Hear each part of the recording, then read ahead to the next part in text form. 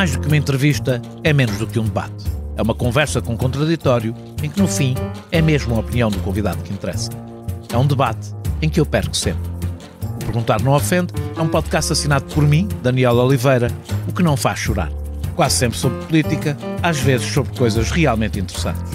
Pode subscrever e seguir o Perguntar Não Ofende em Apple Podcasts, Spotify ou qualquer plataforma de podcasts que utilize no seu telemóvel ou computador.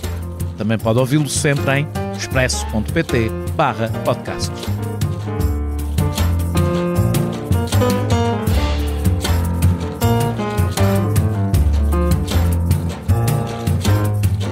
Que culpa sente a Igreja perante a existência e a descrição das consequências destes atos em cada uma destas pessoas? Que vergonha evidencia a Igreja perante aquilo que ocorreu, não certamente de forma isolada, mas de maneira grave, continuada e a alto impacto em todos os seus crentes? Que consequências poderá a Igreja vir a sofrer e de que forma pode e deve pensar no seu próprio apoio psicológico, desenvolvendo um processo longo e coeso de conhecimento pessoal que, a médio e longo prazo, conduza a formas de curar não só destes crimes cometidos por alguns dos seus elementos, bem como de os prevenir no futuro? As perguntas são dirigidas à Igreja pela Comissão Independente para os Estudos de Abusos Sexuais de Crianças, que a Conferência Episcopal Portuguesa quis criar depois de, em 2019, o Papa Francisco ter declarado tolerância zero. Depois do dia 3 de março, não ficámos com a certeza que consiga sequer começar a responder. Seguindo o exemplo francês e respondendo ao apelo de 276 católicos, o bispo José Ornelas convidou Pedro Streste a formar uma equipa independente. Ao pedopsiquiatra juntaram-se o juiz Laborino Lúcio, o psiquiatra Daniel Sampaio, a assistente social Filipa Tavares, a cineasta Catarina Vasconcelos e a socióloga Ana Nunes de Almeida, que hoje temos connosco. Com esta equipa colaboraram muito mais profissionais. A julgar pela atabalhoada conferência de imprensa da última sexta-feira, gravamos esta conversa na segunda a 6 de março, os bispos não estariam à espera de tanta independência. Ela não foi apenas condição para resultados serem credíveis.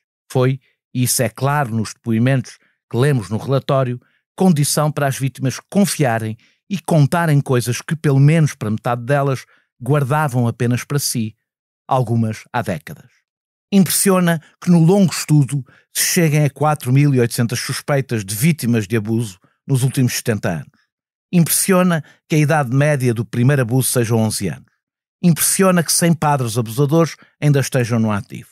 Mas, acabado de ler o longo relatório, uma hora antes de ouvir um conjunto de bispos que parece ter ficado no mesmo lugar depois de leitura tão indigesta, o que impressiona não se pode resumir em números. São as descrições de horror? Sim. São os efeitos para toda a vida dos abusos e do silêncio? Claro. Mas talvez o mais impressionante seja que tantos adultos tenham usado de forma tão perversa, violenta e calculista o poder espiritual e simbólico conferido pela Igreja para abusar, silenciar tantas crianças. Há, pelo menos nisto, uma excepcionalidade nestes abusos. A utilização de uma autoridade espiritual incontestada para culpabilizar, amedrontar ou seduzir menores. Um abuso sexual que se baseia num abuso espiritual. Claro que a árvore não faz a floresta, mas a floresta não é o abuso. É a ocultação que perpetuou o silêncio e mais abusos. E essa foi sistemática. Bastou ouvir a conferência de imprensa de 3 de março para perceber como foi possível. Mesmo depois do Papa Francisco, mesmo depois do relatório, o sofrimento das crianças continua a não estar no centro do discurso dos bispos portugueses. Está a defesa da imagem da Igreja. Só que não se volta a fechar a caixa de Pandora que se abriu. Ana Nunes de Almeida é investigadora na área de Sociologia da Infância e da Criança, coordenou em 1999 um estudo sobre maus-tratos a crianças na família, é presidente do Conselho Científico do Instituto de Ciências Sociais da Universidade de Lisboa e membro do Conselho Consultivo do Instituto de Apoio à Criança. E fez, claro, como já disse, parte da comissão que fez este estudo sobre o abuso de crianças na Igreja. Muito obrigado, Ana Nunes de Almeida, por teres aceitado este meu convite. Escreveram no relatório: deparámos com um contraste surpreendente. O fluxo, intensidade e gravidade dos sinais dados pelas pessoas vítimas, recém-chegados do terreno, pareciam não encontrar tradução nos testemunhos desta elite. Portanto, esta elite dos bispos. Tratar-se-ia de uma posição defensiva perante a Comissão Independente face ao risco de eventuais suspeitas e acusações de ocultação? Uma manifestação inequívoca de clericalismo e da prioridade concedida, antes de tudo, à defesa da reputação da instituição a que pertenciam? Fim de citação. Ouvindo a conferência de imprensa da última sexta-feira, deparaste-te com alguma coisa de diferente disto que está escrito no relatório? O Expresso faz 50 anos. Celebre connosco e torne-se assinante em expresso.pt. Daniel, muito obrigada pelo convite. É um grande gosto de estar aqui, poder falar do trabalho que realizamos. Sabes que eu não tenho sequer bem palavras nem um discurso coerente acerca da conferência de imprensa da última sexta-feira, porque me deixou num estado, como te dizia há pouco, de estupefacção. Por incrível que te possa parecer, provavelmente, aquele momento de sexta-feira à tarde, depois do arranque que esta comissão independente teve, depois de lá termos estado de manhã, aquele final de tarde atabalhoado, confuso, desconexo, tanto do ponto de vista formal como do ponto de vista substantivo, foi qualquer coisa que me deixou quase sem palavras, sem capacidade de interpretar o que se estava a passar. E o que é que me apetece dizer em relação ao que perguntas e ao que se passou? É, de facto, a sensação de contraste muito grande entre o gesto, foi um gesto da Conferência Episcopal, em particular do Bispo José Ornelas, de criação da Comissão Independente, dá-lhe independência, dá-lhe autonomia para desenhar a investigação que entende, o estudo que entendesse, escolher o seu método de abordagem da realidade, recolher a informação conforme entendesse, interpretá-la, apresentá-la publicamente, como se tudo isto fosse um sinal de um virado de página histórico da Igreja Católica Portuguesa. E depois, ao fim da tarde, parecíamos que estávamos numa situação quase inversa. Ou seja, de uma negação daqueles princípios básicos e dos resultados fundamentais que o relatório trouxe. Ou seja, a importância de pôr as vítimas na primeira linha desta discussão, de toda a discussão e da intervenção que a Igreja pode fazer agora. Ela tem que tomar como ponto de partida a narrativa das vítimas. E nesse aspecto, sim, posso concordar que, ao dar relevo digamos, à reputação da Igreja, aos cuidados todos postos na defesa dos alegados abusadores, encobridores, etc., parece ser uma ilustração desse espírito de clericalismo que o Papa Francisco tanto critica, ou seja, pôr a defesa do bom nome e da reputação da Igreja acima de tudo, acima do sofrimento das pessoas. Portanto, isto parece uma inversão da perspectiva exatamente que nós seguimos no estudo que realizámos. Depois também me pareceu que havia ali uma certa falta de trabalho de casa realizado, ou seja, será que o assunto não merecia a atenção que devia ter junto daquela Assembleia de Bispos? Estão reunidos durante vários dias. Ao que parece, segundo ouvi o António Marujo esta manhã, portanto os bispos estiveram reunidos durante uns dias, em que estiveram no retiro orientado por um sacerdote e reservaram o último dia para a discussão do relatório e, imaginava eu, quer dizer, o tornar em público uma série de medidas em que teriam pensado desde o momento em que o relatório foi lançado, não é? Que foi posto publicamente online, e o momento da reunião em Fátima, que foram quase 3 semanas. E, portanto, aquilo que ali foi dito foi muito superficial, muito casuístico. Não havia um pensamento estratégico, não havia um fio condutor de um raciocínio de dizer isto foi um virar de página, o nosso ponto de partida agora é outro, não há caminho de regresso a uma situação do passado, vamos enfrentar o problema com coragem e para isso propomos as seguintes medidas. X, Y, Z, etc. E todas elas fazerem um todo coerente. Ora, isso não aconteceu. Portanto, isto significa o quê? Que não tiveram tempo para ler o relatório? Mas não ter tempo ao fim de 3 semanas? E um relatório que teve um impacto público tão grande? Um relatório que foi encomendado pela própria CEP? Eu não sou da igreja, li o relatório completo. Pois, exato. Que é de leitura indigesta. A leitura é muito indigesta. Imagino muito para indigesta. Quem seja da igreja, ainda mais.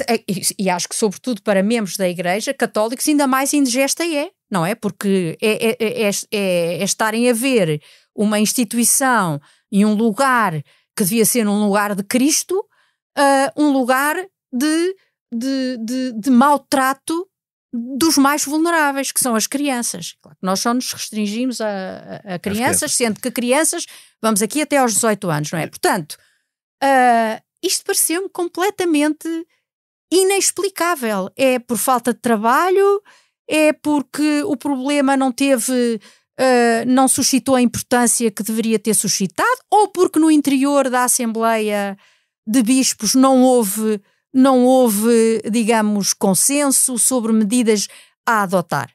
Houve um corte, houve um não diálogo entre eles sobre estas questões, porque também, se posso adiantar, também me surpreendeu aqui a dualidade do Bispo José Ornelas, ou seja, destes meses de trabalho eu fiquei convencida e continuo convencida que o Bispo José Ornelas é alguém que defendeu e soube impor o nosso relatório como qualquer coisa de muito importante para a Igreja Portuguesa. Mas não era um relatório para aquecer, para as pessoas se distraírem, para brincarem, aos estudos.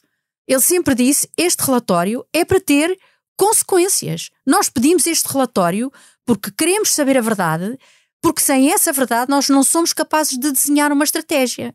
O Bispo José Ornelas, por exemplo, na sexta-feira, fez uma crítica muito dura aos setores negacionistas da Igreja, dizendo que se não aceitavam o relatório é porque andavam de olhos fechados. Portanto, nós temos por um lado... Não viu esse bispo na conferência de imprensa? Eu vi-o porque ele disse isto lá, por exemplo, mas ao mesmo tempo, como presidente da Conferência Episcopal, ele pareceu-me numa posição que lhe é estranha. Pareceu desconfortável a usar uma argumentação jurídica, uma argumentação administrativa, quase teor administrativo. Mas onde é que estão os valores? Vamos avançar. Estás a ver, um bocadinho. portanto... Temos aqui tempo para passar nas várias coisas. Não faz mal. Vais falando, eu vou interrompendo. Claro. Uma mulher que foi vítima de abuso em crianças pedia para pedirem perdão com um P grande e depois tentem mudar. Eu estou a citar o relatório. O que ouvimos na sexta esteve sequer próximo disso e um memorial chega ou funciona. O Papa, por exemplo, tem-se encontrado com vítimas, só falando disso depois dos encontros, como é natural, claro. E com vítimas que se querem encontrar com ele, evidentemente. É um memorial que dá este perdão com P grande? Não, de maneira nenhuma. O perdão com P grande dá-se com exemplo. Não pode ser uma mera retórica. É claro que a Igreja reconhecer este seu lado sombrio, perverso, doentio, escuro, que se opõe totalmente à mensagem do Evangelho e de Cristo, é um passo importante. Mas o perdão com P grande, a meu ver, faz-se de atos, de intervenções concretas. O que é que se tem, o que é que se pode fazer, para respeitar a memória destas vítimas, e é uma memória que não está no passado. Esta memória, como leste no relatório, é qualquer coisa que foi devastador na sua vida e que está presente no seu dia-a-dia, hoje. Hoje. O que é que se pode fazer para acolher estas memórias, para respeitá-las como verdade e, daqui para a frente, criar dentro da Igreja uma nova relação de confiança com as pessoas que a procuram, nomeadamente as crianças. O que é que se põe? Que mecanismos é que se vão pôr em prática para criar ambientes seguros de confiança e de felicidade? Seria importante os bispos ouvirem algumas dessas vítimas diretamente.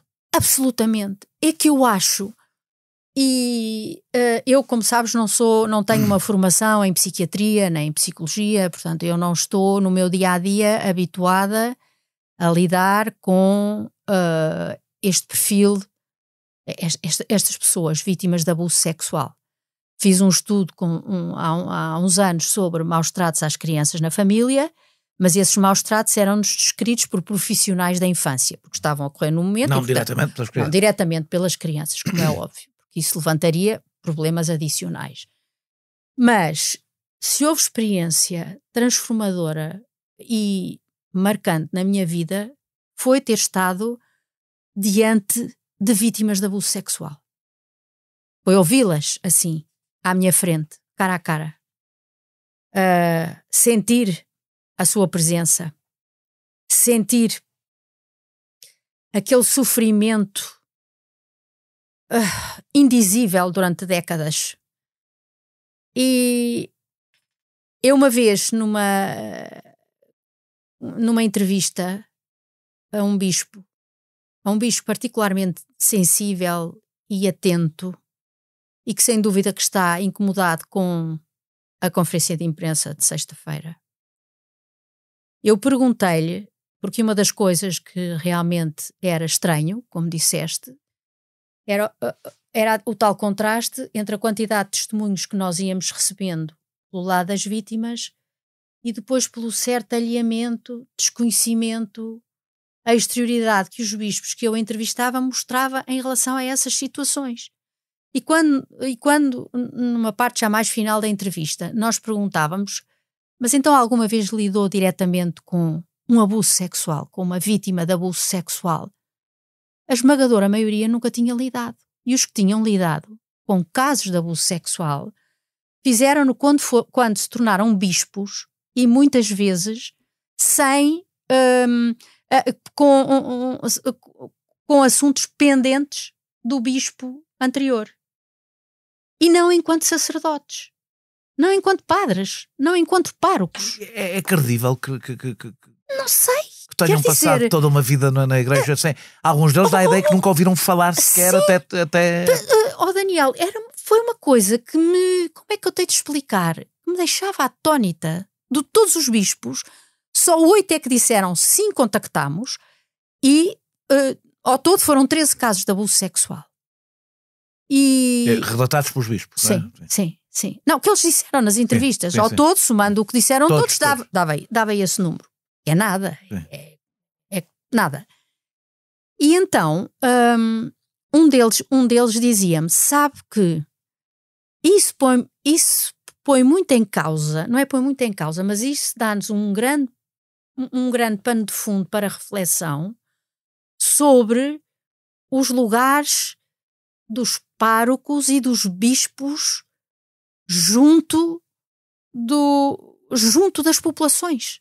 Ou seja, os bispos os sacerdotes lidam com certos tipos de sofrimento, o sofrimento perante a morte, o sofrimento perante a doença, pela deficiência, etc.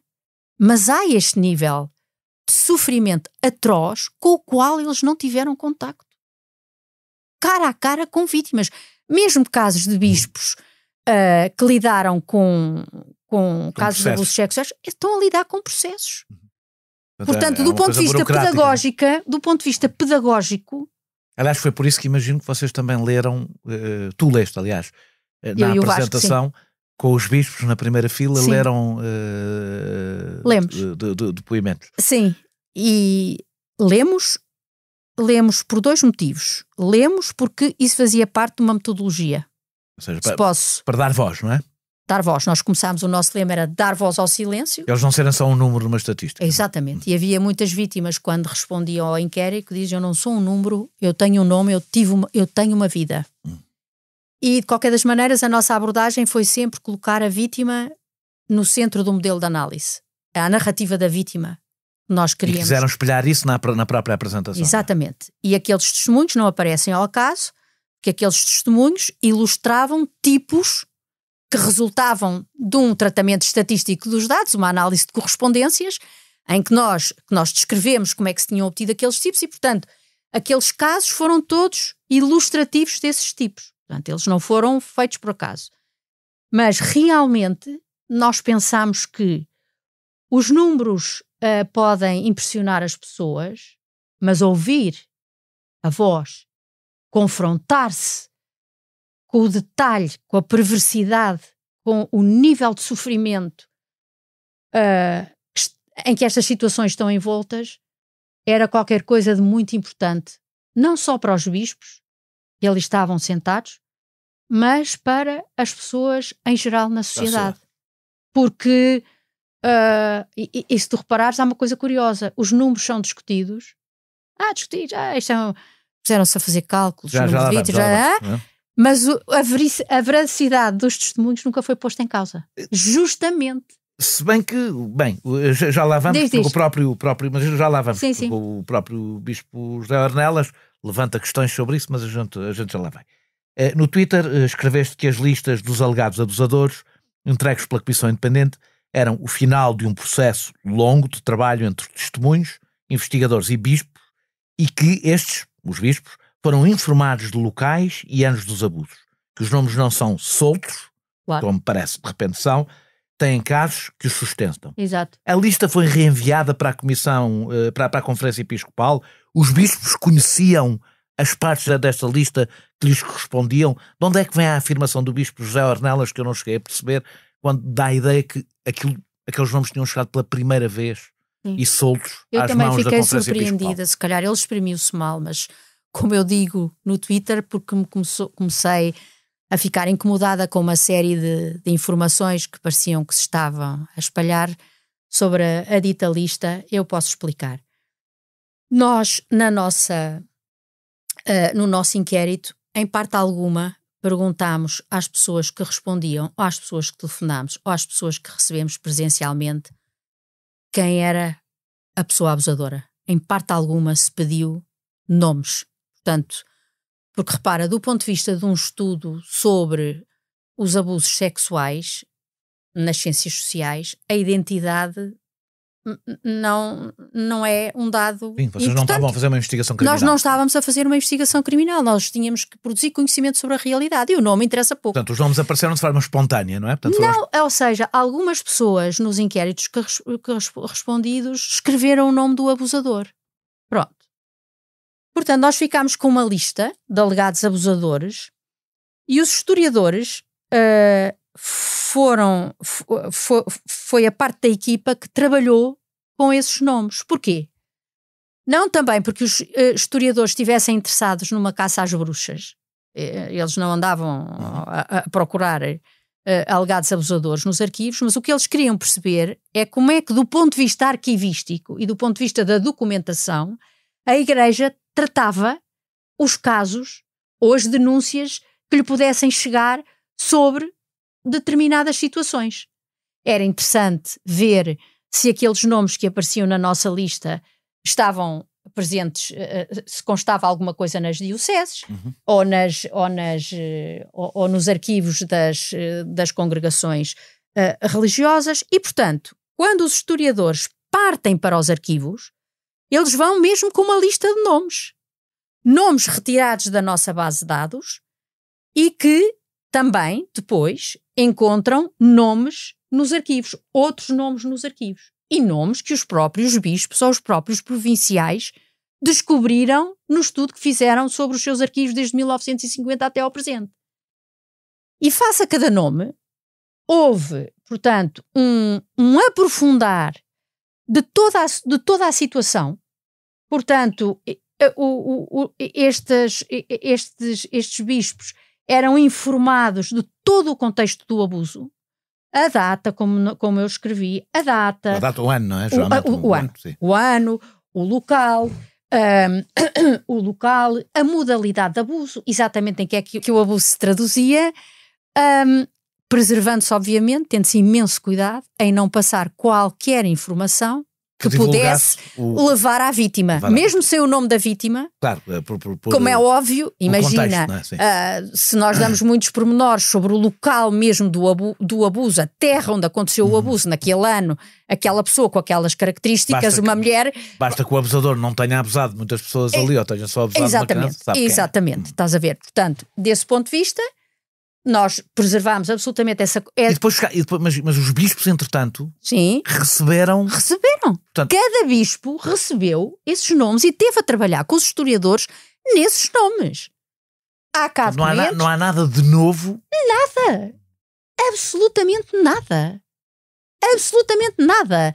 Foram horas de trabalho. E aliás, devo dizer que houve bispos que mal receberam estas informações dos historiadores, se puseram em campo. Outros, pelos vistos, não. Numa carta de centenas de católicos é pedida a suspensão com caráter preventivo sempre que haja indícios minimamente credíveis sobre abusos.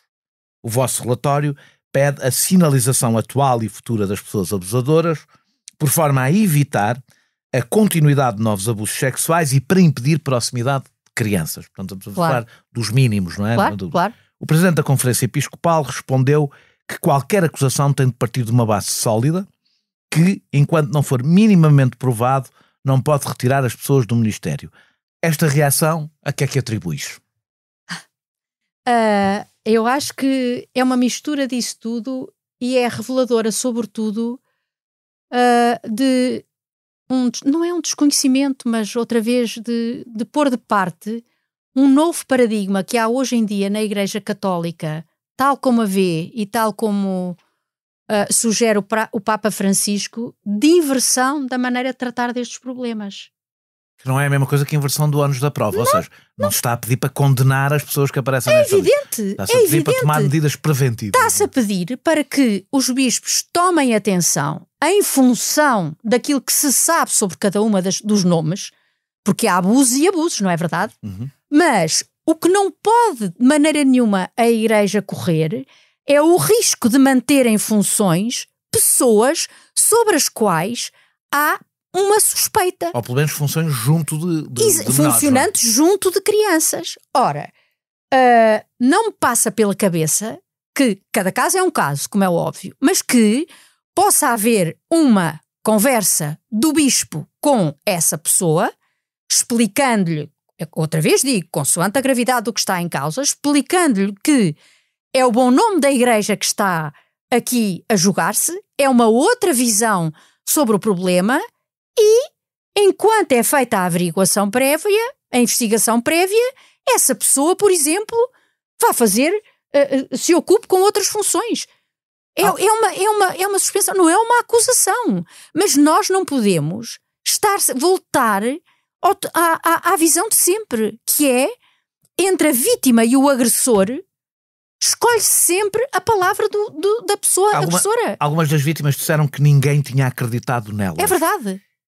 Independentemente do risco de haver ou não esta ou aquela falsa acusação, não vamos entrar nisso agora, um bispo alimentar uma dúvida genérica pode deitar parte do vosso trabalho por terra? Deita.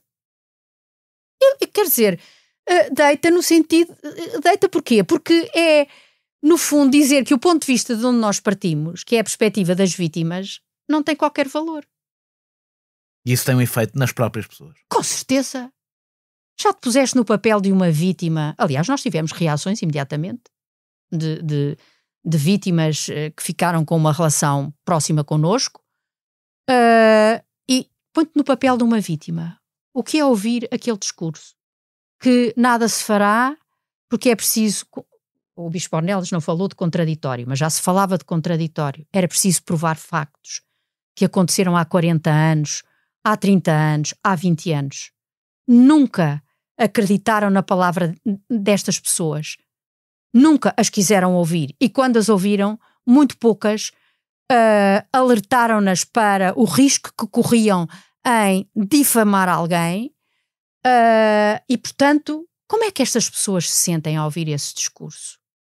É evidente que tem um impacto não só sobre o valor do nosso trabalho, que então o quê? Partiu sob um ponto de vista errado? Aceita-se que estes discursos que nós temos são verídicos e depois renuncia-se, desacredita-se a vítima à partida? É muito complexo. Deixa-me pôr agora um bocadinho de advogado do diabo. Muito bem. E pôr as coisas um bocadinho ao contrário. No relatório dizem que uma das formas de voltar a violentar a criança, que era um bocadinho o que estavas aqui a dizer, é ignorar ou desconfiar a sua denúncia.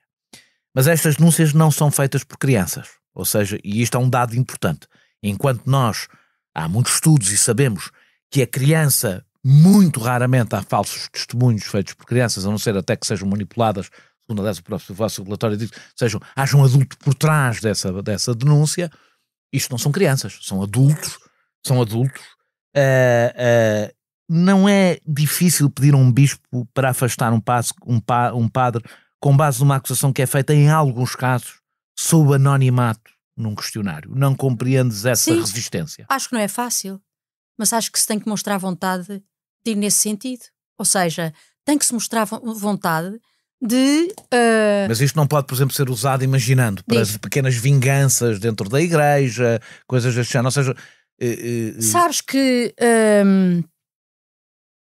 se tu percorresses a base de dados, vias a consistência interna dos testemunhos e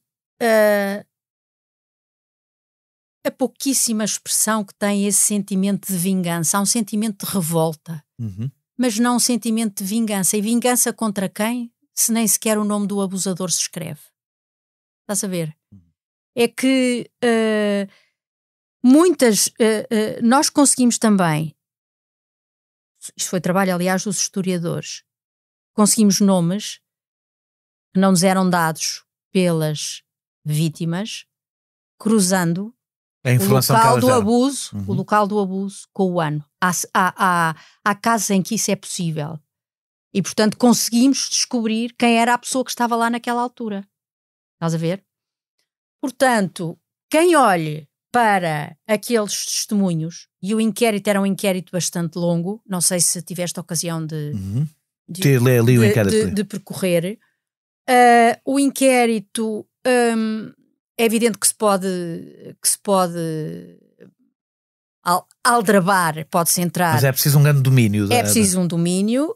E depois não é só isso. Mas vocês têm no inquérito têm algumas formas de... Temos, e usamos, claro. E, por exemplo, eliminámos inquéritos que eram incongruentes, se calhar até de uma forma injusta. Porque uma pessoa que está a sobreviver a um tal trauma pode ter erros de datas... Claro.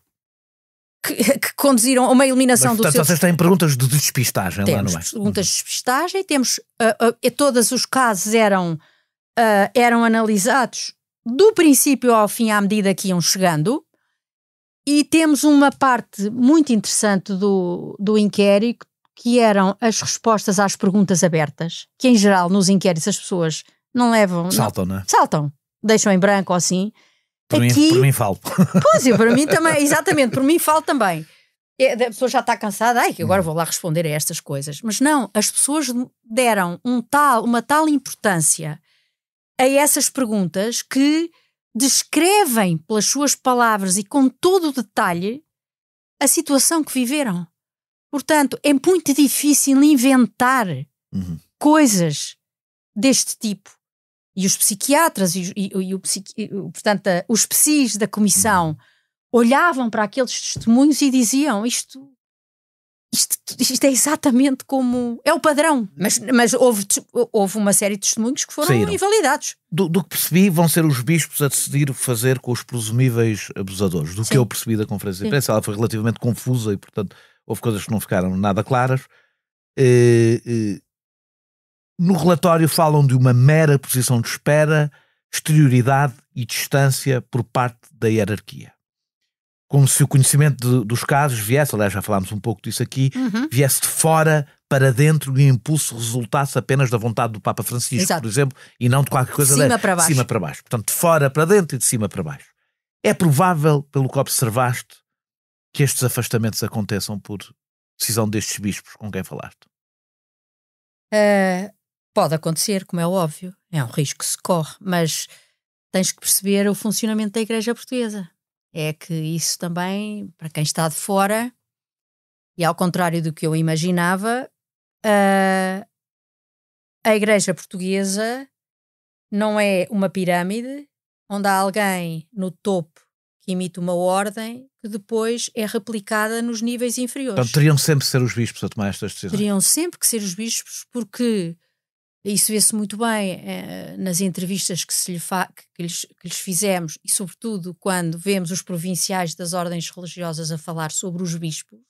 É uma pergunta que eu tinha aqui, mas não desenvolvi. Olha, entre desculpa. Os superiores gerais... Não, eu não pus. É porque isto tem a ver com eu isto. sei, mas é que entre os superiores, vocês notaram uma diferença entre os superiores, Superioras, mulheres e superiores gerais e Sim. os bispos, que há uma grande diferença até na abordagem deste tema. Sim, achei que há uma maior abertura. Há uma maior abertura, uma maior proximidade com a realidade. Vivem em comunidade e trabalham mais diretamente com as pessoas. O que é uma situação completamente diferente. Aliás, houve uma coisa que me impressionou muito, que é a solidão dos sacerdotes no seu dia-a-dia. Ou seja, depois de um dia extremamente ocupado, porque todos eles têm vidas muito, muito ocupadas, e sobretudo aqueles que estão em pequenas paróquias, em que têm que acudir a várias frentes, etc., eles chegam ao fim do dia e estão sozinhos em casa. Enquanto nas ordens religiosas tu tens pessoas que vivem em comunidade e, portanto, que partilham as suas ansiedades, os seus medos, os seus receios, as suas experiências. Portanto, tem um ambiente à volta que é acolhedor e que absorve frustrações, partilha alegrias, etc., do cotidiano. Isso talvez dê uma vida, como é que eu hei de dizer isto, mais saudável do ponto de vista... Não são ilhas, enquanto que, sobretudo os bispos, há esta expressão que vinha muitas vezes ao de cima, cada bispo é dono do seu reinado, parece uma organização feudal. E depois há uma coisa muito diferente também. Aqui entre nós. É uma organização feudal. Não muda. Não, mas é no sentido que manteve a estrutura das organizações feudais, não é? Exatamente. Anterior, não é? Exatamente. Portanto, por exemplo, outra coisa completamente diferente é a maneira de escolha dos bispos e dos provinciais. Uma mais democrática do que Exato. outra, os provinciais são escolhidos pelos seus pares, assim, grosso modo, e fazem 1 ou 2 mandatos e depois voltam à base. Uma vez bispo para sempre. Não é? Uma vez bispo para sempre. Os bispos não são escolhidos pelas comunidades. Há consultas aqui, consultas ali, depois vai uma shortlist para o Papa olha através do anúncio, há conversas, e depois, uma vez bispo para sempre. Isso dá características muito diferentes na forma de encarar o seu poder a uns e a outros. E, portanto, as ordens religiosas, as masculinas e as femininas, e é interessante porque aqui temos uma franja da Igreja onde as mulheres são muito ativas, e têm uma palavra a dizer. Já falaremos disso, Exato. E depois aquele mundo mais fechado, mas que não faz um todo, é uma soma de indivíduos. É a sensação com que eu fiquei. E vão ser estes que vão ter que tomar a decisão se afastam ou não. Sim, portanto, eu realmente, do ponto de vista da organização da Igreja Portuguesa, da maneira como ela funciona, cada bispo vai ter que decidir. Mas o que não obsta, evidentemente, é que se pensasse em formas mais criativas de organizar esta investigação. Por exemplo, havendo uma comissão... estou a pensar nisto neste preciso momento. Sim. Havendo, imagina uma coordenação de pessoas que podia orientar e ajudar os bispos nestas suas investigações prévias. Pareceu-me que a Conferência Episcopal propõe que as vítimas sejam apoiadas pelas dioceses. A grande vantagem desta comissão era ser independente da Igreja e garantir o anonimato. É provável que as vítimas com quem falaste vão aos dioceses procurar apoio? Não, mesmo não. E mesmo aquelas que falaram, junto de comissões diocesanas, tiveram experiências muito poucas. É porque eu vi o número 20 e tal, mas depois percebi que não eram 20 e tal. Não, porque as 20 e tal é do conjunto. É o conjunto. Não. São 8, não é? São 8 crianças, porque as 20 e tal são um conjunto de situações que envolvem adultos, que envolvem... ou seja, o conjunto das 21 comissões diocesanas... Deu-nos 8 casos. 8 casos. Desde 2019 até agora. Porquê?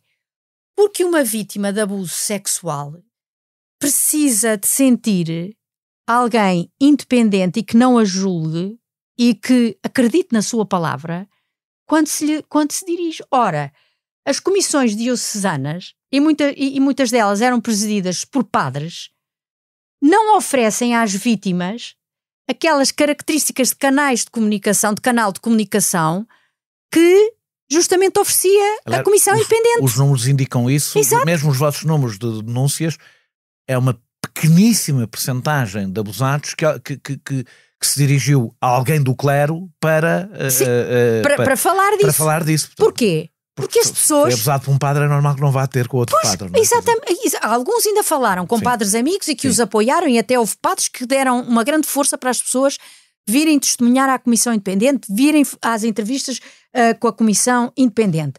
Mas depois, estas comissões diocesanas têm regulamentos muito interessantes, do ponto de vista teórico, até poderiam fazer sentido, mas na prática depois não funcionam. Porque as pessoas não têm confiança para falar em liberdade do que lhes aconteceu. E mais, algumas delas funcionam muito mal. Levam meses a responder a uma pessoa que se lhes dirige.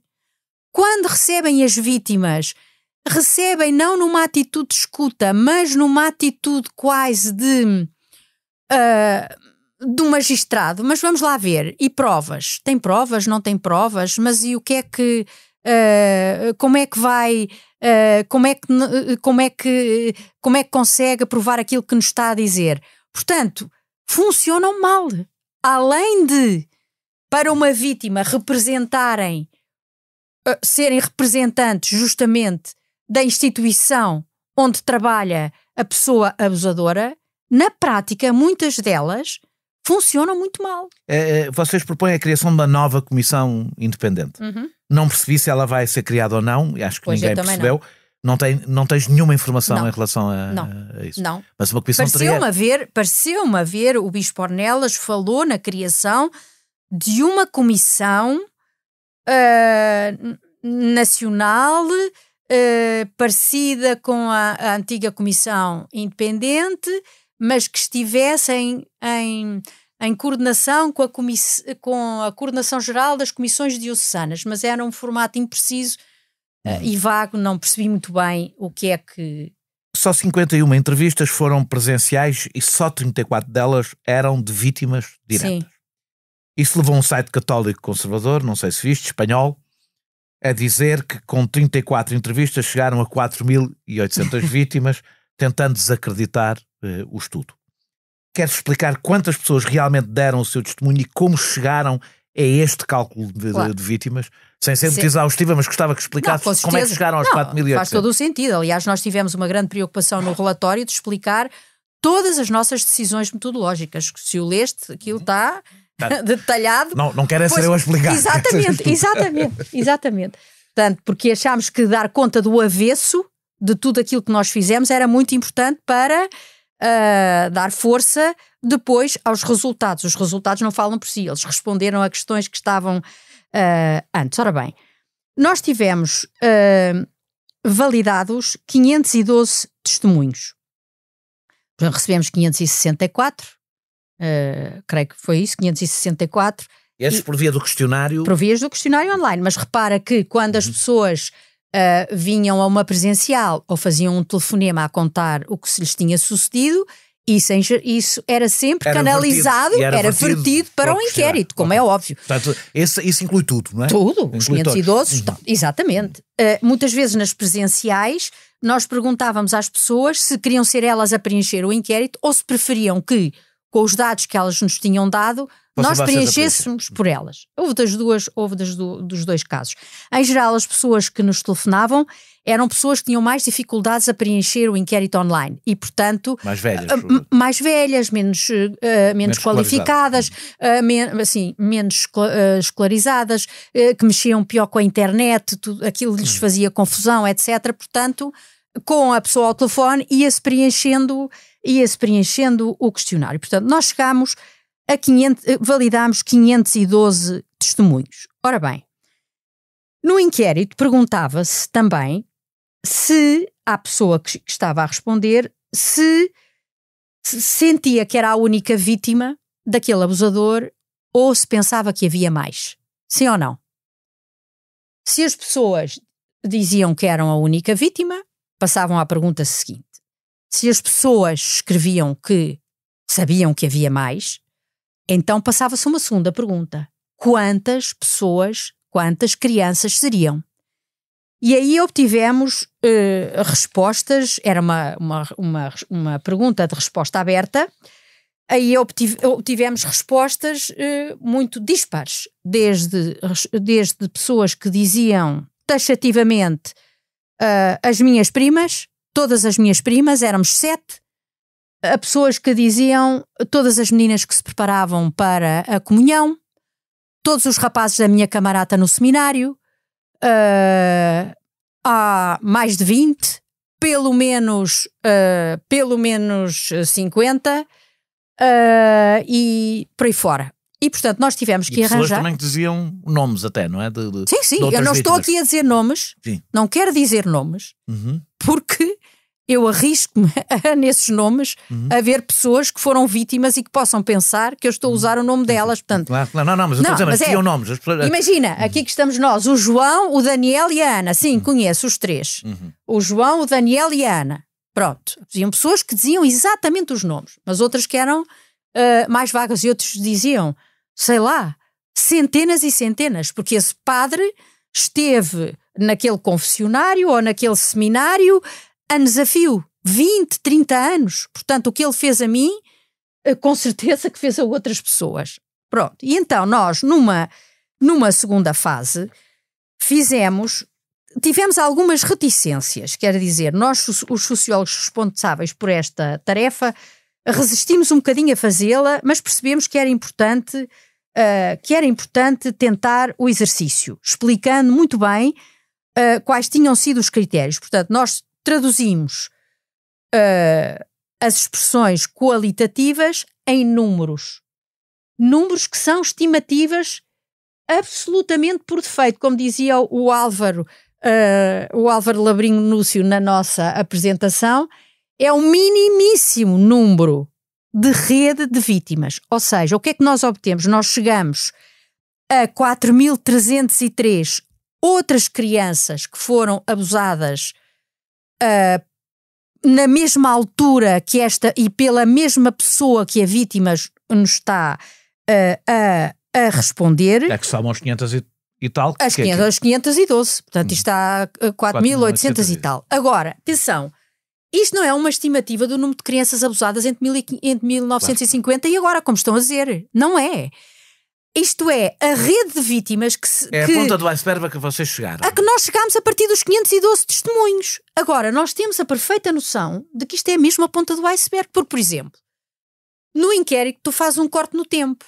Ou seja, a pessoa que está a responder relativamente a uma situação que aconteceu num certo local, num certo ano.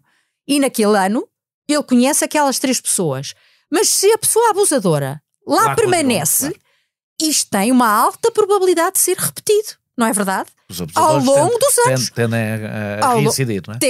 Os abusadores, sabe-se, tendem a reincidir. E se a organização destes espaços sociais onde os abusos ocorrem não muda, há um risco altíssimo que isso venha a acontecer. Imagina os seminários, imagina os confessionários fechados, etc. Nós temos um caso público, aquele caso de Joane, não é? Aquele caso de Joana, em que um sacerdote esteve décadas naquele confessionário e houve centenas de pessoas que foram abusadas por ele. Foram abusadas. Tanto a nível de conversas, como a nível de toques e de situações, enfim. Quais é que foram as principais motivações de quem vos procurou, do que conseguiram perceber? Retaliação, denúncia, vencer o medo e a culpa, sentirem-se menos sós, fazer uma catarse? Quais sentiste que foram as principais motivações daquelas pessoas para estar ali? Já disseste há pouco que não era sobretudo a vingança. Não. Olha, a primeira... Nós fazíamos essa pergunta. O que é que o levou a dar agora o seu testemunho? Acho que a esmagadora... Assim, há uma percentagem brutal, que é a mais alta, de pessoas que dizem porque se criou a Comissão Independente. Ou seja, porque encontraram um canal seguro, um canal independente, um canal onde elas podiam contar a sua história anonimamente e sem que ninguém as julgasse. E sem que ninguém as fizesse sentir de novo com vergonha, com culpa, que é um sentimento muito forte, não é? Muito forte. Aliás, a ver os relatos percebe-se que ela é incutida pelo abusador, não é? É verdade. Em muitos casos. É verdade, mas as pessoas... Faz parte do quadro do abuso sexual esse sentimento de vergonha e de culpa. Ou seja, o miúdo pergunta-se a determinada altura porque é que fui eu e não outro? Porque é que eu não consegui fugir? Porque é que eu não disse que não? Não fui capaz de dizer que não? E portanto esse sentimento de culpa e de extrema vergonha é qualquer coisa que persegue estas vítimas até ao presente. Mas portanto a primeira ideia é de que houve canais fáceis de fazer essa denúncia, onde eu não me senti julgada e onde pude dizer tudo aquilo que queria sem que ninguém me identificasse. A importância enorme das notícias, o facto de se trazer os abusos para a discussão pública foi muito importante. Não se sentiram sozinhas, não? Não se sentirem sozinhas. Quando, aliás, nós numa das primeiras conferências de imprensa hesitámos muito em dizer o número de testemunhos que já tínhamos recebido até àquela altura, foi acho eu 200 e tal. Mas depois decidimos fazê-lo porque a literatura mostrava que era importante para as pessoas perceberem que não estavam sozinhas, não eram as únicas. Portanto, vamos lá vamos lá contribuir para esta amostra, para este estudo. Depois há, evidentemente, as pessoas que dizem é a altura de eu voltar a falar desta minha relação com a Igreja Católica. Um grande sentimento de revolta. Portanto, há muita gente que está muito revoltada e dizem era a altura, esta criou-se a oportunidade, era a altura de eu contar a monstruosidade por que passei, até para se evitar que no futuro isso aconteça com outras crianças, etc. Mas há também pessoas que nós percebemos que são católicos praticantes, que foram vítimas de abuso, continuam a ser católicos praticantes e que vêm colaborar num esforço de purificação da Igreja. Portanto, nos testemunhos dizem isso. E depois outras coisas como eu consegui agora dar o testemunho porque as pessoas que estavam ligadas a este abuso morreram todas. Portanto, dá a ideia que a pessoa se libertou das amarras que a ligavam ao silêncio. Temos imigrantes que saíram das suas comunidades de origem e, portanto, estão longe e testemunham. Pessoas que foram muito incentivadas por familiares e amigos próximos, onde se incluem padres, que dizem tu tens que ir contar o que se passou contigo. Portanto, muito importante o papel dos amigos, das filhas, das netas. Temos testemunhos impressionantes de senhoras que são avós e que são as netas que estão a preencher o inquérito.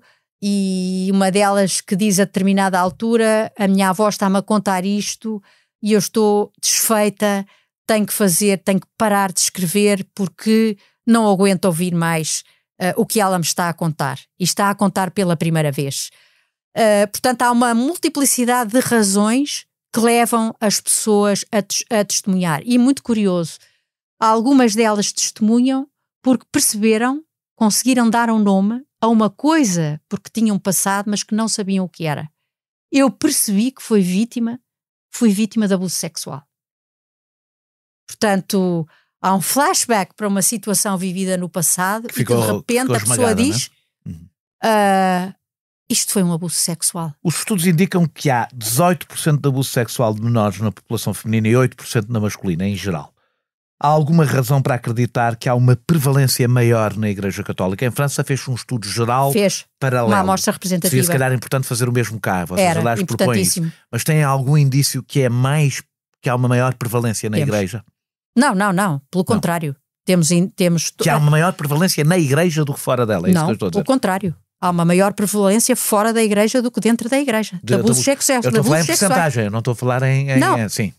Sim. Por exemplo, os franceses fizeram, a par de trabalharem com uma amostra semelhante à nossa, que era uma amostra em que se lança à rede, se faz um apelo ao testemunho e nós trabalhamos com o que nos chega. Os ingleses falam disto como uma respondent-driven sample. Portanto, lança-se a rede, e vai-se à pesca e apanha-se o que nela cai. Os franceses fizeram um inquérito, o equivalente do INE francês fez um inquérito à população adulta residente em França sobre violências sexuais, onde se consideraram vários locais possíveis de abuso sexual. A família, desconhecidos, amigos da família, os amigos, os pares, as escolas públicas, os clubes desportivos, as colónias de férias, as colónias de férias, os clubes culturais, etc. E é muito claro que a maior parte das pessoas que se dizem vítimas de abuso sexual foram abusadas por membros da família, por desconhecidos, por amigos da família e por amigos e colegas. 3,7% por membros da família, 2,1% por desconhecidos, 2% por amigos da família, 1,8% por amigos e colegas e 1,7% por pessoas ligadas à Igreja. Por exemplo... Eu quando falei de prevalência estava a pensar ao contrário, ou seja, quando eu estou a dizer estava a pensar ao contrário... Os dados que eu tenho para te dar são estes, percebes? Eu percebi. O que eu estava a querer dizer aqui é, por exemplo, se há mais abuso...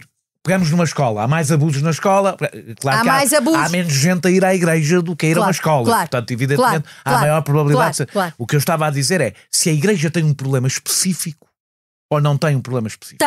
Tem, e eu acho que por dois motivos. Claro que eu imagino que a maior parte das pessoas que foram abusadas na família, não foram abusadas na igreja. Isso é uma coisa terrível que sabemos, não é? Terrível. E sobre a qual também há um grande silêncio e uma grande ocultação. Bom, mas, portanto, ainda há a pergunta que me fizeste que era... Estava aqui a abrir duas chavetas porque era... Se a igreja era um sítio especial. Se a igreja tem um problema especial. É um caso especial por dois motivos. Em primeiro lugar, pelo perfil do abusador. Porque este abusador, para além de ser um adulto, que é conhecido da criança, que é próximo da criança... que é alguém normalmente sedutor e que partilha o cotidiano, muitas vezes até de brincadeira, de lazer com esta criança. Este adulto é não só um adulto, como é um adulto que está investido de um poder sobrenatural, porque é... Deixa-me fazer outra pergunta. É exatamente essa pergunta que te quero fazer, só para desenvolveres um bocadinho a partir daí. Como disse na introdução, tanto como as descrições horrendas dos abusos, impressionou-me, e penso que assim também, o abuso do poder espiritual para abusar e silenciar, ao ponto da confissão e da penitência fazerem parte do próprio abuso. Essa deve ser das partes mais impressionantes de todos. Muito impressionante. Um padre só tem a autoridade incontestada e ainda maior do que a autoridade que um adulto já tem, porque o clero e não os fiéis estão no centro da igreja. Ou seja, eu queria que tu ligasses já, além dessa conclusão para que estavas a dirigir, não é? Que tem a ver com o poder específico que os padres têm, com uma questão do próprio funcionamento da igreja. Que o Papa, aliás, tem sublinhado muito, que é o clericalismo, não é? Sim. acabar com os abusos não implica uma revolução na Igreja e isso Sem não dúvida. justifica a resistência dos bispos? Sem dúvida, que implica uma grande revolução na Igreja. Ou seja, para lá da questão dos abusos, uma revolução Sim, para lá da questão dos sim, abusos.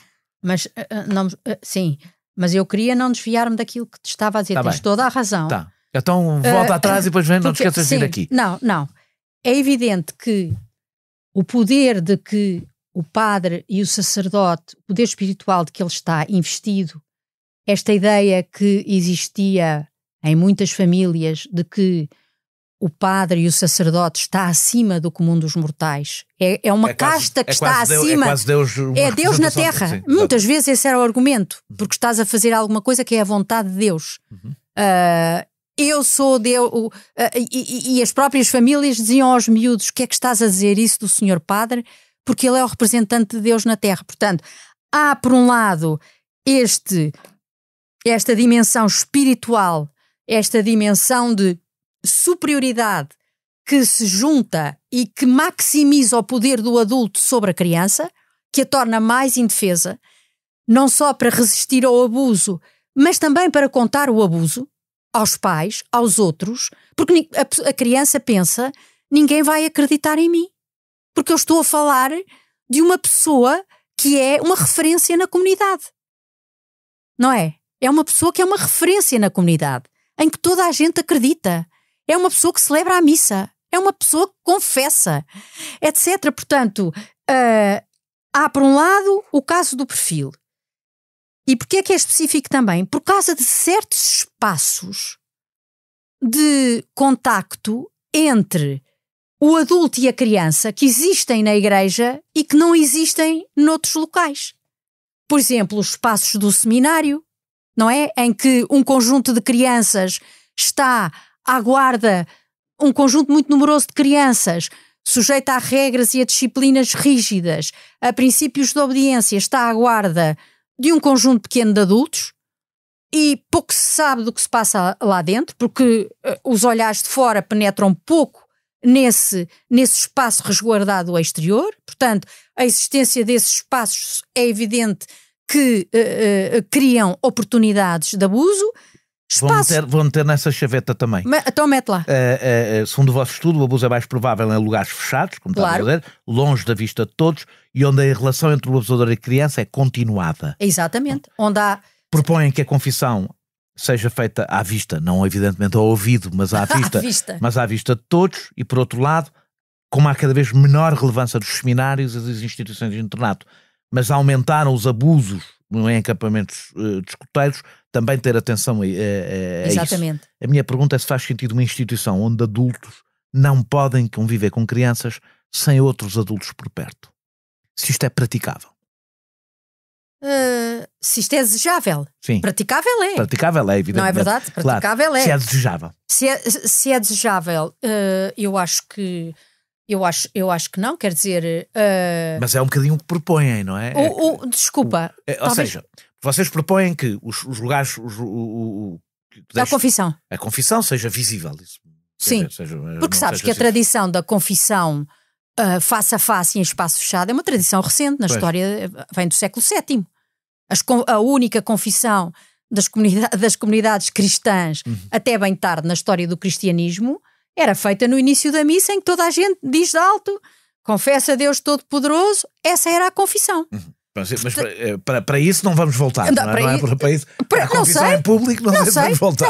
Não sei, não é? Não sei. E a própria ideia, por exemplo, os acampamentos de escoteiros. Sim. Que é normal que vá um adulto, não é? Claro. Que vão vários adultos. É que vão vários adultos. É que vão vários adultos. Quer dizer, ir um adulto sozinho com as crianças é que não. Agora, indo uma equipa de adultos... torna-se muito mais improvável. É evidente. Quer dizer, haver abertura... Ainda há seminários com menores. Não, acho que não. Mas há...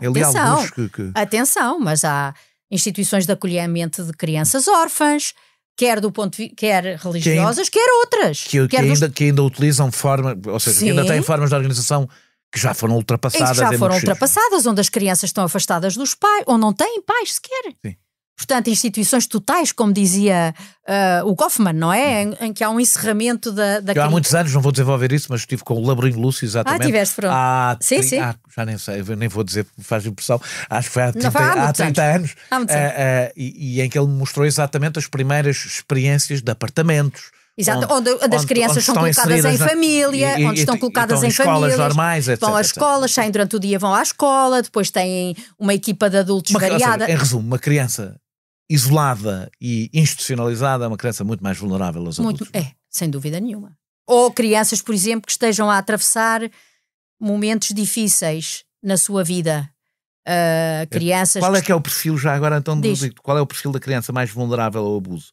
Uma família desestruturada, mais pobre, em situação de fraca autoestima? Qual foi o perfil que vocês conseguiram perceber da criança? Nós não podemos fazer uma avaliação das crianças, não é? Nós podemos reconstituir o contexto onde elas viviam. As crianças que foram, não é? Sim, das crianças que elas foram. Não fizemos essa análise psicológica da criança. Nós não tínhamos crianças, temos adultos a falar sobre a sua infância.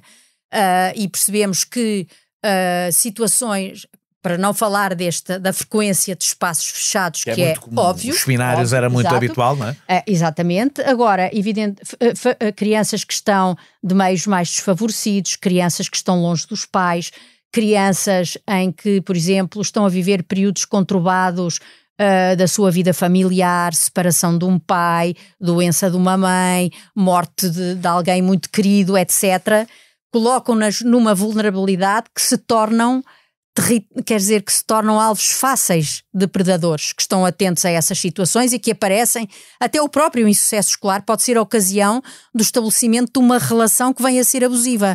O padre que desafia, o sacerdote que desafia o miúdo para lhe dar explicações, para ele ter boas notas, etc., que o convida para vir a casa ou que vai à casa do miúdo e onde está com ele sozinho. Uma das coisas que é muito impressionante em todo o estudo é que fica-se com a sensação que o abusador detecta muito facilmente quem são as crianças mais vulneráveis. As fragilidades. Não é? São socialmente muito argutos. Socialmente muito argutos, penso eu, e grandes manipuladores. Eu não sei falar de abusadores, quer dizer, do que é que isso significa. É muito difícil fazer um estudo sobre abusadores, mas era bastante importante. Era muito importante. Por exemplo, os franceses conseguiram falar com 12... Houve quem vos acusasse de patologizar os abusadores como se isso fosse uma forma de desculpabilização, mas não é uma forma de desculpabilização, não é? Praticaram crimes. Sim. Eu não sei se desculpa ou não desculpa, mas aqui o que me interessa é que praticaram crimes, e que são crimes hediondos. Portanto, sobre isso tem que responder, não é? Patológicos ou não. Uma originalidade do estudo português é que 42% das abusadas são raparigas, muito mais habitual em estudos semelhantes, muito mais do que é habitual em estudos semelhantes, sobre a Igreja, não sobre os abusos em geral. As maiorias são as mulheres, raparigas, claro. São as raparigas, mas na Igreja maioritariamente são rapazes. Porquê é que conseguiram detectar este desvio? Porquê é que isto é diferente dos outros estudos? Valia muito a pena fazer um estudo sobre isso. Nós ficámos surpreendidos com a quantidade enorme de mulheres que tiveram a coragem de tomar a palavra. Pode também ser um desvio da amostra. Da amostra no sentido. Sim, mas das podemos comparar com as... terem menos vergonha, por exemplo. A ver, porque são qualificadas, escolarizadas, etc. Mas, por exemplo, nós temos uma amostra com características semelhantes francesa, quase da mesma altura, 2 anos antes, onde a percentagem de mulheres é menor, apesar de tudo. É menor, cerca de 10% menor. Ora, nós relacionámos isto, foi uma discussão que eu acho muito interessante, também tenho trabalhado sobre a condição feminina no Portugal contemporâneo, e eu penso que isso também se calhar se explica pela posição de destaque que têm as mulheres portuguesas, sobretudo as qualificadas, em domínios-chave da vida social. Portanto, são mulheres ativas. A percentagem de mulheres portuguesas que estão em casa é absolutamente residual. Que, aliás, resulta da nossa pobreza inicial, não é? Exatamente. Que obrigou as mulheres a trabalhar. Exatamente, mas já não só o obrigar a trabalhar, mas depois é o início, não é? À conta dessa obrigação ganham-se competências e poder que não se teria se tivesse apenas, entre aspas, ficado em casa. E, portanto, isto é, digamos, uma ilustração em ponto pequeno do protagonismo grande que tiveram as mulheres portuguesas em áreas de mudança fundamental da sociedade nas últimas décadas, na área da escolarização, as mulheres são as mais escolarizadas, na área da contracepção, na área da fecundidade, na área da atividade feminina. Nós temos taxas de atividade feminina enormes, comparativamente a outros países, até aos países nórdicos, porque em Portugal as mulheres, a idade da maternidade ativa, é um dos picos da atividade é maior, têm percentagens de atividade muito maiores do que as suas congêneres nos países do norte europeu, onde ainda por cima trabalham a meio tempo, a tempo parcial. Nós aqui temos as mulheres a trabalharem em tempo integral. Portanto, essa posição de destaque, sobretudo entre as mais qualificadas, deu-lhes competências de literacia, e também de coragem de poder de tomar a palavra e participarem no estudo. Geralmente os abusos são mais violentos, do que eu percebi, intrusivos e continuados com os rapazes. É verdade. E os homens tendem a omitir mais e durante mais tempo esses abusos. Como é que explicas estas duas diferenças? Há aí duas coisas diferentes. São mais continuados no tempo e mais invasivos, intrusivos, porque isso tem a ver com a situação dos seminários, sobretudo com as instituições totais, onde estavam sobretudo os homens e não as raparigas. E portanto eles estão muito mais fechados, não é? Muito mais fechados, como muito mais sujeitos ao abuso. E depois, os rapazes têm, talvez comparativamente às raparigas, uma maior dificuldade de falar disso, porque há o estigma da homossexualidade, que não tem nada a ver com este assunto. Aliás, se reparares, se vocês dizem, não, nós dizemos, e sobretudo... Não é só os abusados, os abusadores não são, grande parte das vezes, homossexuais. Nós não fizemos nenhuma ligação, tivemos imenso cuidado no relatório de nunca juntar as duas palavras. Como sabemos, durante muito tempo no debate público, incluindo no debate sobre os abusos na Igreja, que se dizia que a Igreja era para onde iam os homossexuais. Repara, há franjas da Igreja que hoje nos criticam por nós não termos feito nenhuma relação entre a homossexualidade e a pedofilia. Dava jeito. Não é? Dava jeito, não é? Mas não podemos fazer... Não podemos... Eu não tenho aqui assim, até um bispo no vosso inquérito que liga os abusos sexuais a uma maior libertinagem. O que é extraordinário, porque grande parte deles aconteceram nos anos 50 e 60, não é? Não se pode... Não, 80, 90... Não, está bem, mas... Vemos aqui, eu não estou a dizer a maioria, estou a dizer não parece haver uma grande diferença. Aliás, parece, apesar de tudo, haver alguma redução. Sim, há alguma com a chegada da libertinagem, por assim dizer. Com a chegada da libertinagem, o que também pode ser uma espécie de como é que eu tenho de explicar? De um jet lag entre o momento em que a pessoa é abusada e o momento em que tem coragem de falar, não é? Abusos que estão a acontecer agora, ou que aconteceram agora, provavelmente serão reportados daqui a 10 ou 20 anos. 10 anos, embora nós notemos também que se tem encurtado ao longo do tempo o intervalo entre o momento do abuso e o momento da sua... Porque provavelmente as pessoas têm mais consciência de que foram... consciência, e quer dizer, apesar de tudo, a sociedade portuguesa mudou, não é? Um homem nasceu na década de 60, disse-vos que nunca conseguiu ter uma relação íntima. É verdade. Não aceita ser tocado, vê o sexo como uma coisa suja, não suporta ser beijado e não gosta de beijar ninguém. Quais são os efeitos psicológicos? Eu sei que não é a tua área, mas na medida em que consigas ajudar aqui com os testemunhos que ouviste, quais são os efeitos psicológicos de longo prazo que vocês detectaram? Eu sei que não estou aqui nem com o Daniel Sampaio, nem com o Pedro Stress. Exatamente, isso era a pergunta indicada. Agora, mas não vos podia trazer a todos para fazer perguntas. Sim, tens razão. Mas o que a mim me impressionou era a devastação da vida em geral que representa um abuso sexual, não só do ponto de vista psicológico, como do ponto de vista afetivo, do ponto de vista da sexualidade, do ponto de vista da capacidade de ter um projeto de futuro.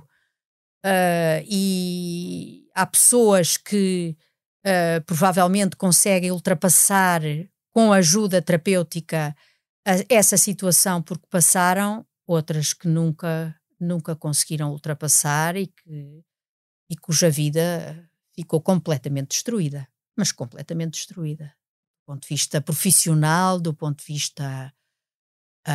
vista familiar. Sexual, por exemplo. Bem, já não falo da sexualidade, é evidente, não é? Mas estou a dizer, fora do domínio... Devo dizer que este testemunho me deixou bastante impressionado, porque isto é uma vida destruída mesmo. Que a pessoa, uma vida destruída, mas é que nós consiga ter uma vida profissional. Muitas vidas destruídas, muitas vidas destruídas. Retiros espirituais, afastamentos temporários das confissões, transparência de paróquias, permanência na mesma... Transferência para outras paróquias, permanência na mesma sob vigilância e só alguns casos de destituição de funções. Temos um caso de um padre que, depois de denúncias, de várias denúncias e de breves retiros espirituais, teve autorização de diploma de professor particular dos ensinos liceal e técnico dado pela própria Igreja, que sabia do caso. Pode-se dizer que o encobrimento, esse sim, foi sistémico e sistemático? Sim.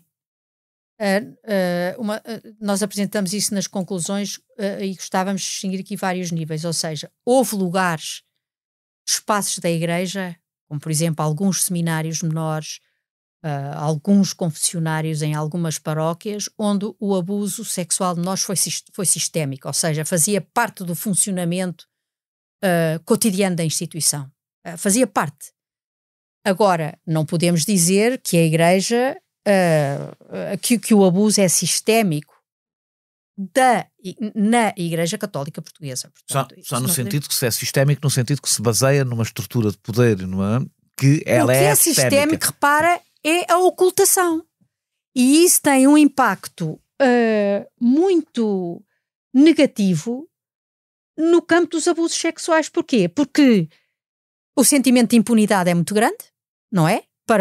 Do ponto de vista das pessoas abusadoras, e por outro lado, a possibilidade desses abusos se repetirem é enorme. O risco é enorme. Deixa-me pegar aqui num número vosso. Em 57% dos depoimentos, os abusos ocorreram mais do que uma vez. Claro. E em 27% mais do que um ano. Um terço diz que o fim resultou do afastamento da vítima ou do abusador do local. Exato. O que significa que a Igreja poderia ter evitado grande parte destes abusos. Exato. Eles eram evitáveis. Mas atenção, por acaso há um aspecto que eu gostava também de referir. É que a ocultação faz parte do quadro do abuso sexual, onde quer que ele ocorra. E há várias camadas de ocultação, repara. Tens primeiro a criança que é vítima de abuso, ela própria oculta dos outros, por vergonha, por terror, porque é ameaçada de várias maneiras, tanto se lhe promete o inferno, como retirar o emprego à mãe, como ir contar aos colegas. Por um lado, a ocultação pela própria criança. Depois, muitas vezes, a criança ousa dar sinais à família, ao seu meio familiar mais próximo, ou conta abertamente à família o que se passou e é desacreditada. Mandam-na calar. A família e a comunidade também participaram nestas ocultações. Claro. Portanto, o miúdo ou a miúda sente-se completamente sozinha e aterrorizada num meio que não a consegue ouvir, não respeita aquilo que ela diz e, portanto, não acredita no seu testemunho. E, finalmente, a Igreja tem conhecimento quando chegam queixas ou denúncias de pessoas, sistematicamente não sabe como lidar com os assuntos. Ou seja, sabe de uma certa maneira em que... resolve muitas vezes o problema daquela criança, mas não o de outras crianças. Portanto, o padre é transferido da paróquia, o padre vai para um retiro, o padre é mandado para o estrangeiro. E muitas vezes do que se percebe nos testemunhos, um bocadinho com a vontade que a coisa não se divulgue. Exatamente. Ou seja, de proteção da Igreja. De proteção da Igreja. Portanto, para que não haja alarme social. Não é? Para que não haja alarme social. O falatório, como aparece. O falatório, exatamente. Para que não haja falatório. E, portanto, são várias camadas de ocultação. E isso é extremamente perigoso e soturno para a repetição destes crimes. O bispo José Ornelas disse que a noção de encobrimento no direito português é difícil de encontrar na Conferência de Imprensa. Se não há um compromisso em afastar os abusadores, acredita que alguém que ocultou será responsabilizado. Sinceramente acredita, ouvindo as declarações daquela conferência de imprensa, que alguém que ocultou será afastado? Eu acho que aquela conferência de imprensa é uma conferência que não transmite valores, portanto não há nem acreditar nem deixar de acreditar. É tão estranha e tão esotérica que não sei, eu não percebo nada de direito, nem sei se a noção de encobrimento existe no direito português ou não. Mas não é disso que estamos a falar. Não é disso que estamos a falar. Nós estamos a falar de uma questão ética, de uma questão de valores da Igreja, que são os valores do cristianismo. Portanto, entre uma vítima e um abusador, a Igreja está do lado da vítima. A Igreja Católica só pode estar do lado da vítima, do lado mais vulnerável, do lado do elo mais fraco. Portanto, a questão para a Igreja Portuguesa não se põe, a meu ver, só, nem sobretudo, do ponto de vista do direito. Põe-se do ponto de vista dos valores éticos que se jogam numa estratégia ou noutra. Não sei se ouviu, entretanto, o que o Bispo disse sobre as indenizações. Seria um insulto. O Cardeal. O Cardeal, peço desculpa. O que é que disse o Cardeal sobre que seria um insulto aos... Do que eu percebi, das pessoas com quem vocês falaram, não havia propriamente não era uma questão. É verdade. Não era uma questão central. Só aí daqueles 512 testemunhos, houve 2 ou 3 que falaram de indenização. Mas atenção, a indenização não se refere a uma soma X para calar a pessoa. Uhum. O que estas pessoas diziam é que necessitavam absolutamente, muitas vezes, de apoio financeiro para poderem fazer o tratamento que não tinham dinheiro para pagar. Também na conferência de imprensa falaram do apoio psicológico, mas não se ficou a perceber exatamente como. Não se chegou a perceber, portanto, há pessoas não é seguramente que estão a Igreja a pagar, que vai dar o apoio psicológico, não é? Portanto, portanto, há pessoas que estão a fazer psicoterapia e que pagam do seu bolso esse tratamento, que é um tratamento caríssimo e é um tratamento demorado e, portanto, fazem muitos sacrifícios para poderem ser acompanhadas, e outras pessoas que gostariam de ter tido esse acompanhamento, mas que não têm a mínima possibilidade de o pagar. Precisam dele, não é? Precisam dele. E como nós sabemos, e pelo menos os PSIs da nossa comissão diziam isso sempre, é que uma pessoa só consegue ultrapassar esta situação com um apoio psicoterapêutico. No relatório falam do papel da escola e até insinuam a importância da educação para a sexualidade. É verdade. A Igreja é a maior inimiga da educação sexual nas escolas. Nós estamos aqui num círculo vicioso inultrapassável. Onde... Achas que é a maior inimiga ou certos setores da Igreja? Eu ainda não vi nunca a Igreja enquanto a hierarquia a defender, mas é verdade. A defender aquilo que provavelmente a protegeria mais de existência de abusadores dentro da Igreja. Eu acho que uma das grandes linhas de ação em que a própria Igreja devia estar interessada era a capacitação das crianças. Ou seja, situações de abuso e de violência sexual não vão desaparecer deste mundo, não é verdade? Por medidas extraordinárias, intervenções extraordinárias que possamos fazer, elas não vão desaparecer. O que nós podemos é dar instrumentos de conhecimento e de...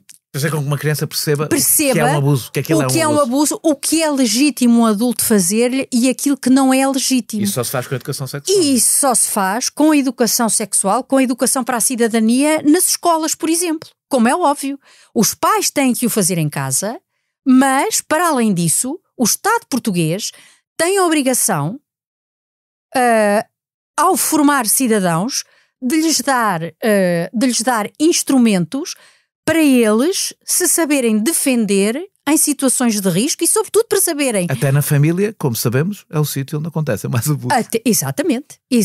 Mas, portanto, a escola tem que desempenhar esse papel de capacitação das crianças, no sentido de lhes dizer que se alguma coisa lhes parece estranho, elas não devem ter vergonha para falar e devem falar disso a adultos que as possam ouvir. É possível que uma pessoa saudável e respeitadora da autonomia sexual do outro sem uma sexualidade equilibrada? Ou seja, estou a falar do celibato e perguntar se o celibato contribui para o problema. Muitas vítimas que falaram convosco parecem pensar que sim, do que eu percebi, referirem o celibato. Sim. É uma questão que eu sei que é complicada. É muito complicada. Mas a minha pergunta é, eu tenho dificuldade em imaginar pessoas que retiram isso da sua vida. Eu não sei se é o celibato, a não ser casos absolutamente extraordinários, não é? Para que o celibato é assim, esse argumento é logo destruído na base, porque tu tens, a maior parte dos abusadores sexuais são pessoas que têm vida sexual ativa com parceiros da sua idade, portanto são pessoas que têm família, que têm filhos, etc. Portanto, o celibato por si não favorece ou desencoraja o que quer que seja. Agora, eu acho é que a Igreja tem que refletir, tem que se colocar perante a questão da sexualidade no mundo contemporâneo. Tem que ter uma outra visão sobre a sexualidade. Ou seja, pensar que a sexualidade... Repressiva. Sim, isso tem que ser tudo repensado. Ou seja, partirem do princípio que a sexualidade é uma componente fundamental dos seres humanos, homens e mulheres. São católico, em princípio, até é um dom, não é? Exatamente, é uma bênção. É uma bênção, é uma bênção. Exatamente. Pois são católicos também é uma bênção, mas é outro tipo de bênção. Exatamente. Exato. Portanto, a Igreja tem que ter um outro discurso e tem que discutir, tem que pôr aqui na linha da frente esta questão da sexualidade e da sexualidade nas pessoas que exercem o sacerdócio, não é? Não é propriamente a questão do celibato em si, mas é a questão de repensar a sexualidade. 85 a 95% dos abusadores são homens, dizem os estudos. O poder patriarcal na Igreja também tende a ser menos protetor em relação às crianças. Isto já sou eu, se calhar, a esticar-me, mas parece-me. Mudaria alguma coisa ter mulheres no sacerdócio? Mudaria alguma coisa, certamente. Para a Igreja. No caso do abuso sexual, eventualmente sim. Embora vê-se em muitos relatos mulheres cúmplices dos abusadores. Cúmplices no sentido de ajudarem a elas próprias, seja, até algumas das formas mais sádicas e violentas. E essas mulheres... De uma criança que é obrigada a pôr pimenta na boca em frente à turma para não voltar a acusar o senhor padre. Exatamente. Portanto...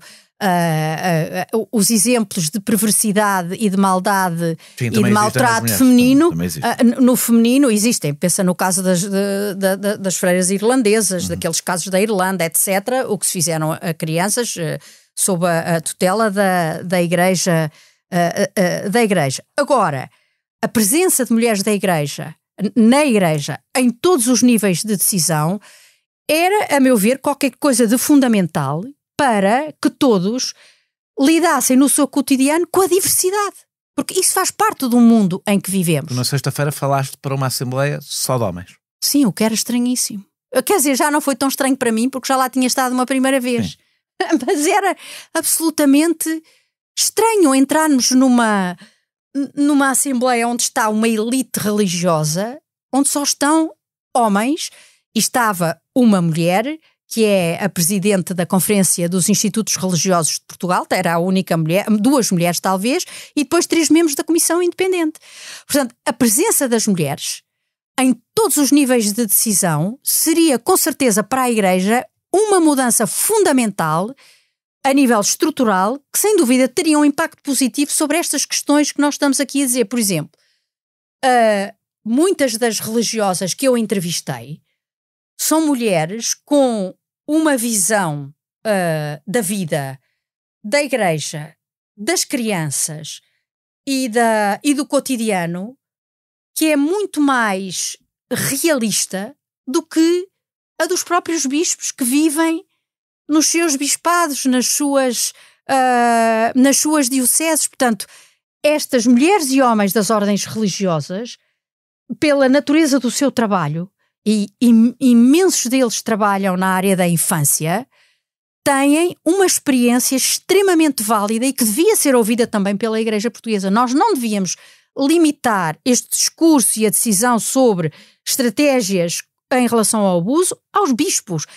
Estes líderes das ordens, das congregações religiosas, são pessoas com experiências extraordinariamente importantes para este debate, que envolveria também... Aliás, a entrevista mais interessante que eu li sobre este tema foi do Padre Miguel Almeida, provincial dos Jesuítas. Quer dizer, tu aí tens uma pessoa, tem uma visão...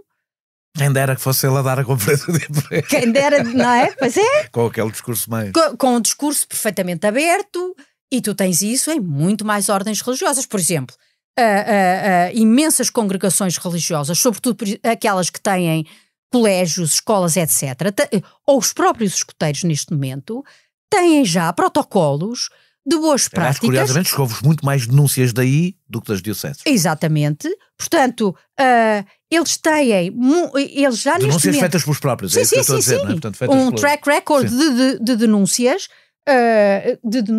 com que eles lidaram, que eles descobriram nos seus arquivos, etc.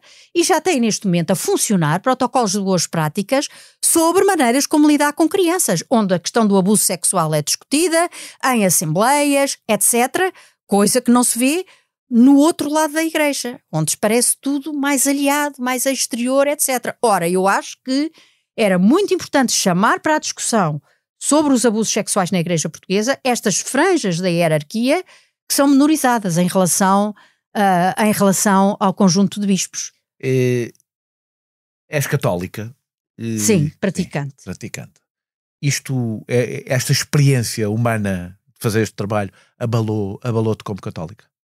Abalou-me imenso como pessoa, nem sei se é como católica, como pessoa foi uma grande devastação emocional. Eu contactei com níveis de sofrimento com que nunca tinha contactado. Portanto, é qualquer coisa de destrutivo para alguém como eu, que não estava habituada, como eu digo, no dia-a-dia, de lidar com pessoas concretas, com vidas concretas, vidas únicas, irrepetíveis e que ficaram completamente devastadas. E, portanto, isso ensinou-me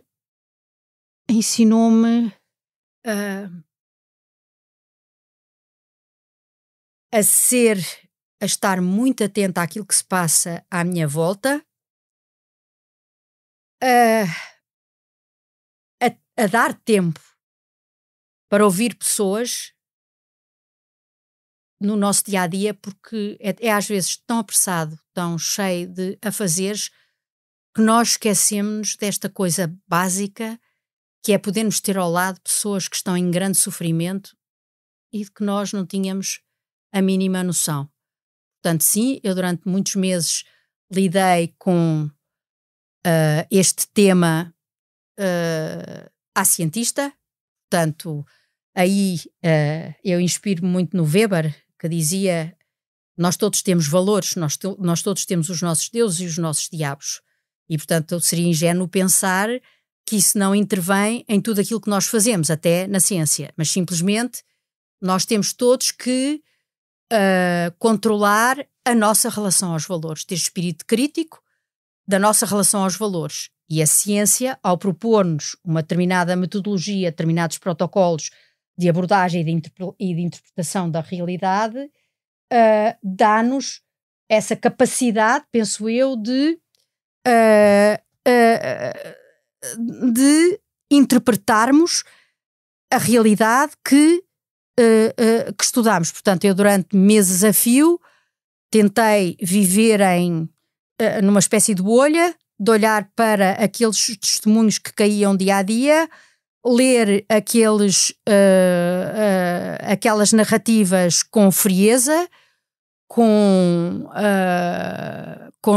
digamos, neutralidade, com distanciamento, com a exterioridade, mas chegar ao fim deste percurso e na Gulbenkian ler aqueles testemunhos em público que o Vasco e eu tínhamos treinado muitas vezes para nos conseguirmos aguentar.